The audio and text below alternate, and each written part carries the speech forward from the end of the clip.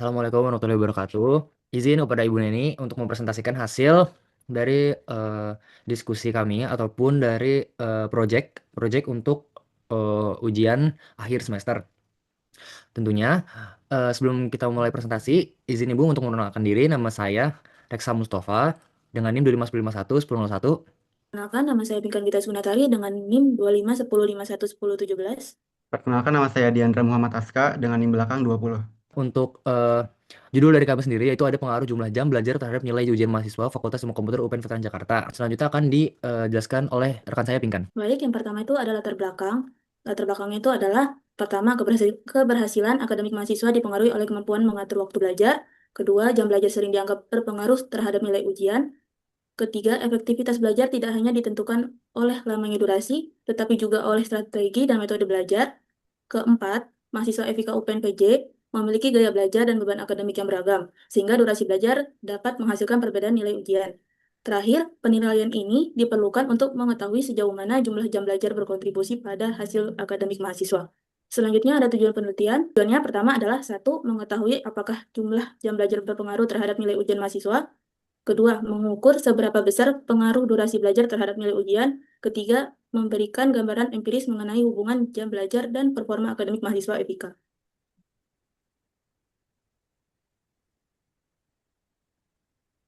Selanjutnya ada 5 penelitian terdahulu, yaitu pertama ada dari BC Publication yang yang dilakukan pada tahun 2022. Selanjutnya ada analisis pengaruh waktu belajar yang menghasilkan durasi belajar berhubungan positif dan signifikan dengan nilai ujian. Selanjutnya ada penelitian oleh mahasiswa Stikom Tunas Bangsa. Selanjutnya ada studi internasional Key Factor Influencing Academic Performance. Selanjutnya ada penelitian pada mahasiswa Teknik Sipil Universitas Internasional Batam. Ya, selanjutnya yaitu hipotesis penelitian. Jadi di sini ada hipotesis nol. Dalam penelitian ini menyatakan bahwa durasi belajar tidak memiliki pengaruh yang signifikan terhadap nilai ujian mahasiswa. Sebaliknya, hipotesis alternatif menyatakan bahwa durasi belajar berpengaruh signifikan terhadap nilai ujian. Lanjut. Kemudian ada metode penelitian. Di sini menggunakan pendekatan kuantitatif dengan desain korelasional untuk melihat pengaruh durasi belajar terhadap nilai ujian mahasiswa FIK UPN VJ. Data dikumpulkan melalui kuesioner online yang diisi oleh 40 mahasiswa aktif. Selanjutnya, data dianalisis menggunakan regresi linear sederhana melalui bantuan aplikasi RStudio untuk melihat apakah durasi belajar memiliki pengaruh yang signifikan terhadap nilai ujian. Lanjut.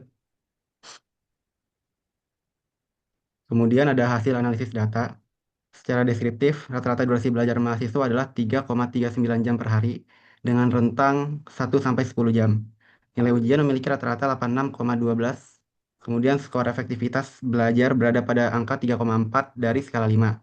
Korelasi antara durasi belajar dan nilai ujian sebesar 0,194 yang menunjukkan hubungan positif tetapi sangat lemah. Lanjut. Kemudian ada hasil regresi linear. Dari hasil ini diperoleh persamaan nilai ujian sebesar 83,33 ditambah 0,82 kali durasi belajar. Intercept terbukti signifikan, namun koefisien durasi belajar tidak signifikan dengan p-value 0,228. Nilai R-square hanya 3,8%, yang berarti durasi belajar menjelaskan bagian yang sangat kecil dan variasi nilai. Dengan demikian, faktor lain kemungkinan lebih berpengaruh terhadap nilai ujian. Lanjut.